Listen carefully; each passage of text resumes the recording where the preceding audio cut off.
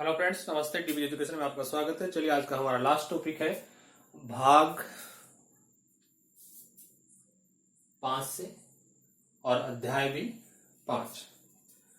इसके बाद में हम भाग 6 पढ़ेंगे, पार्ट 6 पढ़ेंगे और अध्याय भी हम 1, 2, 3 से वापस पढ़ लेंगे। लेकिन आज ये जो भारतीय संविधान है उसका भाग 5 है, वो अंतिम वीडियो है और इसमें अंतिम वीडियो में लेखा परीक्षक, नियंत्रण महालेखा परीक्षक की बात कही गई है। तो हमें ये लास्ट टॉपिक समझ के हमें इसको ध्यान से पढ़ना है। इसके बाद में हम फिर आगे वाला चैप्टर पढ़ेंगे, भाग 6 का, जो किससे संबंधित है, स्टेट से संबंधित है, राज्यों से संबंधित है। मतलब ये तो संघ, सेंटर की बात करता है। और जो हम अगले वीडियो में पढ़ेंगे भाग 6 में, वो किसकी बात करेगा, स्टेट्स की बात करेगा। ठीक है, संघीय सरकार का हमने पढ़ा है। अब हम पढ़ लेंगे किसका, राज्य सरकारों के बारे में पढ़ेंगे, जो भी नेक्स्ट वीडियो में। अभी तो हम फिलहाल इसके बारे में देखेंगे। अध्याय 5 अंतिम अध्याय है इसका, भारत का नियंत्रण महालेखा परीक्षक। थोड़ा सा हमें इसका बैकग्राउंड देख लेना चाहिए कि इसका बैकग्राउंड क्या है, ये नियंत्रण महालेखा परीक्षक कैसे बना, कैसे नहीं बना। तो हमारा भारत जब स्वतंत्र नहीं हुआ था तो ब्रिटिश गवर्नमेंट के द्वारा एक अधिनियम लाया गया था, भारतीय शासन अधिनियम 1935, या कहें इसका दूसरा नाम दे रखा है भारत सरकार अधिनियम 1935। इसके अंतर्गत भारतीय संविधान में, इंडियन कॉन्स्टिट्यूशन में इसको शामिल किया गया और केज, CAG, इसका शॉर्ट नाम क्या रखा गया, केज नाम रखा गया, CAG। ठीक है ना। कंट्रोलर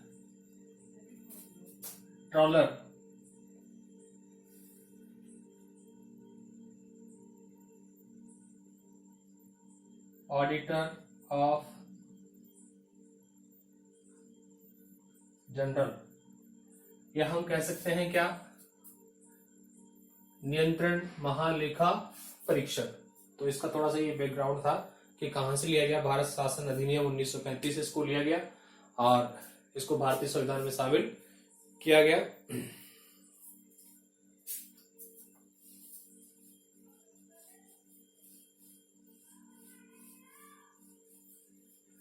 तो हमारा जो अनुच्छेद 148 है, अनुच्छेद 148, उसमें भी इसी बात को रखा गया है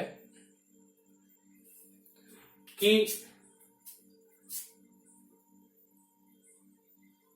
संघीय सरकार में एक क्या होगा, नियंत्रक महालेखा परीक्षक होगा, जो सरकार के कार्यों की जांच करेगा या जो भी आय व्यय होगी उसकी जांच करेगा। लेकिन वास्तविक रूप से हम देखें तो ये केवल नाममात्र का परीक्षक होता है।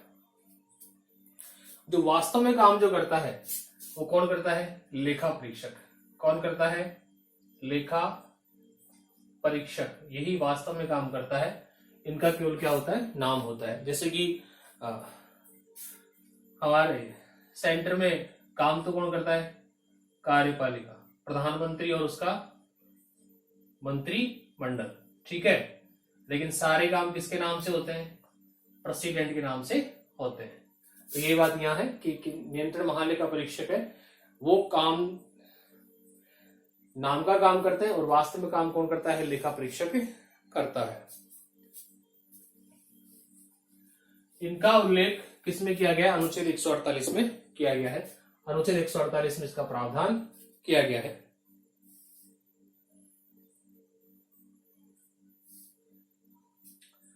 अब हमें ये भी पता होना चाहिए कि ये व्यक्ति है वो कहां से आता है, कौन इसकी नियुक्ति करता है।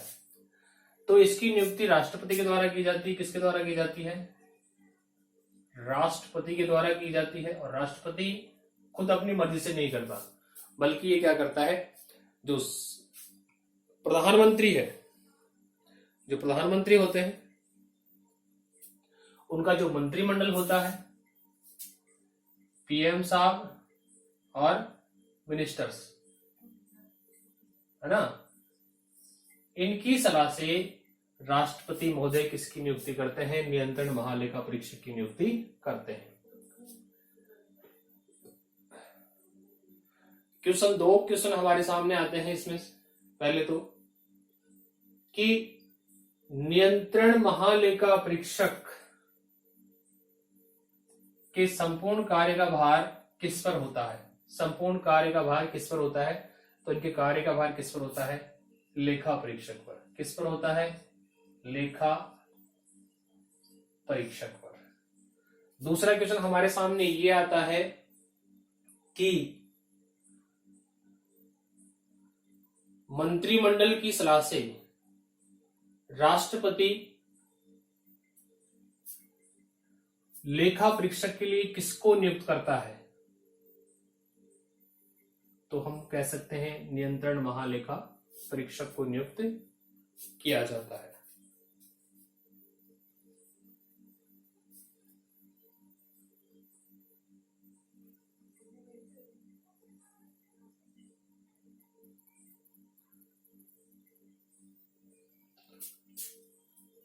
इसकी हम बात कर लें कि कौन व्यक्ति बन सकता है जो ये नियंत्रण महालेखा परीक्षक व्यक्ति जो है वो कौन बन सकता है? तो जिसको क्या हो? ऑडिट का ज्ञान हो, लेख करने का काम आता हो, मतलब जिसको जांच पड़ताल या कहें कि वित्तीय व्यवस्थाओं की जानकार रखने वाला हो, वो व्यक्ति क्या बन सकता है? महालेखा परीक्षक बन सकता है। इसके बाद में हम कार्यकाल की बात कर लें तो भाई जब हमारा संविधान बना था उस समय इनका कोई वजूद नहीं था, ठीक है ना। लेकिन 42वें संविधान संशोधन, जिसे हम भारत का छोटा संविधान भी कहते हैं, जो कब हुआ? 1976 में।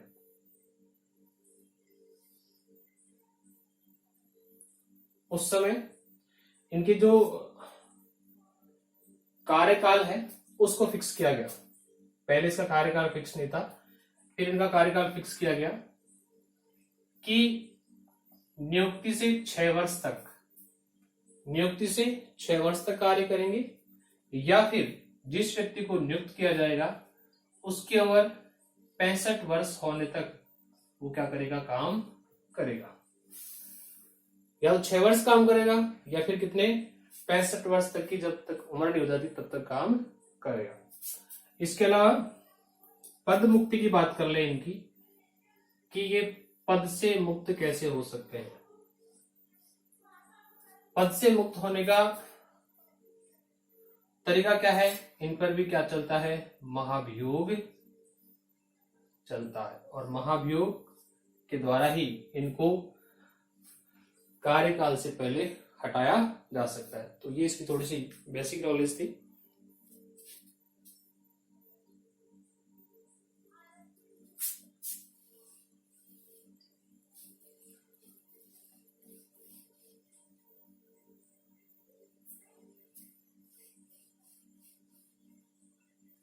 यहां तक आई थिंक आपके क्लियर हो गया होगा। आगे देख लें हम 148 में नियंत्रक महालेखा परीक्षक की बात कर ली, फिर एक अनुच्छेद 149 कर्तव्य हम शक्तियां। भाई ये कौन कौन से काम करेंगे, इनके पास कौन कौन सी पावर होंगी, वो इनका काम होगा।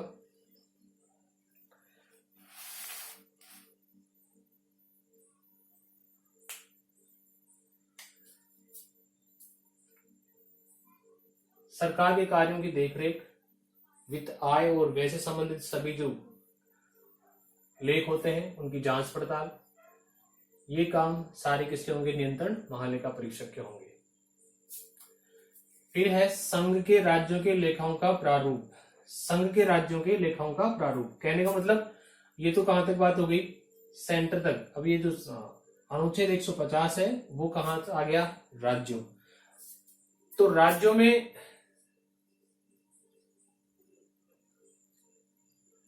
जो भी कार्य हैं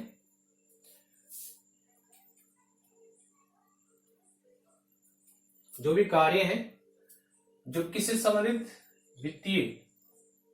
वित्तीय प्रणाली, ये हमें विशेष ध्यान रखना होगा। जो नियंत्रण महालेखा परीक्षक है वो वित्तीय प्रणाली के लिए ही काम करते हैं।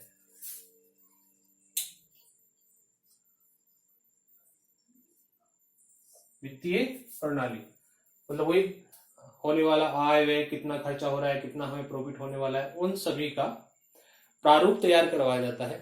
और ये प्रारूप तैयार करवाने की जिम्मेदारी भी किसकी है, नियंत्रण महालेखा परीक्षक की। ये प्रारूप तैयार करने के बाद ये क्या करते हैं, इस प्रारूप को राष्ट्रपति के पास भेजते हैं, ठीक है ना। और राष्ट्रपति के पास भेजने के बाद राष्ट्रपति जी इन्हें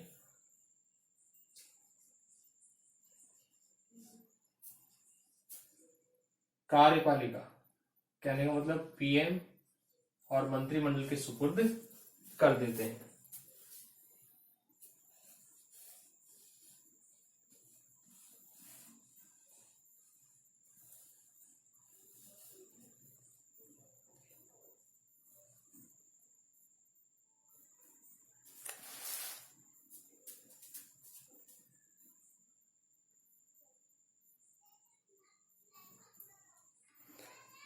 इसके अलावा हमें ये भी देखें तो ये जो प्रारूप है वो संघ राज्यों के लिए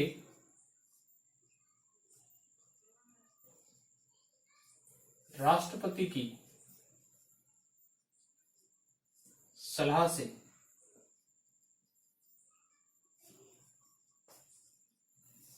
तैयार किया जाता है। काम तो कौन करेगा, यही करेगा, नियंत्रण महालेखा परीक्षक। लेकिन यहाँ संघ राज्यों मतलब राज्यों से संबंधित जो भी वित्तीय प्रारूप बनाया जाएगा वहां किसकी सहायता लेंगे, राष्ट्रपति की सलाह, सहायता नहीं सलाह लेंगे।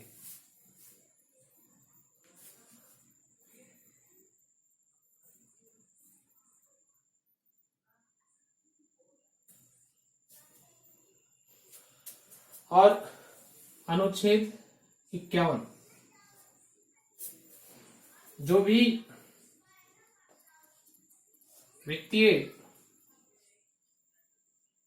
प्रतिवेदन होते हैं, जो भी वित्तीय प्रतिवेदन होते हैं उन प्रतिवेदनों को मतलब कहने का मतलब सारे डिटेल्स, उनसे संबंधित किए जाने वाले सभी कार्य उनको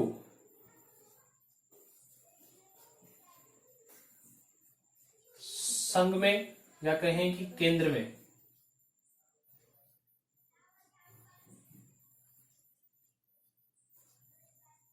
राष्ट्रपति को सौंपेंगे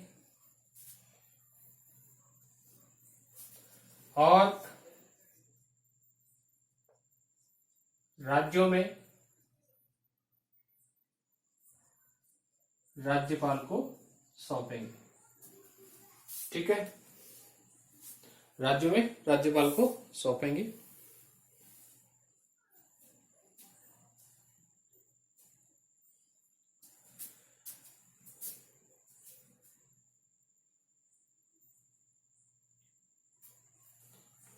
इसके अलावा इनकी वेतन की बात करें तो वर्तमान समय में 1 लाख से ऊपर इनकी सैलरी है। और जो फर्स्ट नियंत्रण महालेखा परीक्षक या सीएजी वो कौन, नरहरि राव थे। कौन थे, नरहरि राव। तो विद्यार्थियों ये था हमारा अंतिम भाग जो संघ से संबंधित था, यूनियन से संबंधित था। और अंतिम अध्याय भी इसका यही था, 148 से लेकर 151। आई होप कि आपको ये 5 अध्याय और भाग 5 तक आपको क्लियरली समझ में आ गए होंगे। जहां आपको समझ में नहीं है आप कमेंट्स बॉक्स में कमेंट्स करें, बताएं, दोबारा बताने की कोशिश की जाएगी उस चीज को। साथ ही मैं आपसे उम्मीद रखता हूं कि आप चैनल को अधिक से अधिक शेयर करेंगे, लाइक करेंगे वीडियो अगर पसंद आता है, और चैनल को सब्सक्राइब करने के साथ साथ अपने ग्रुप में इस चैनल को शेयर करेंगे। जय हिंद, जय भारत।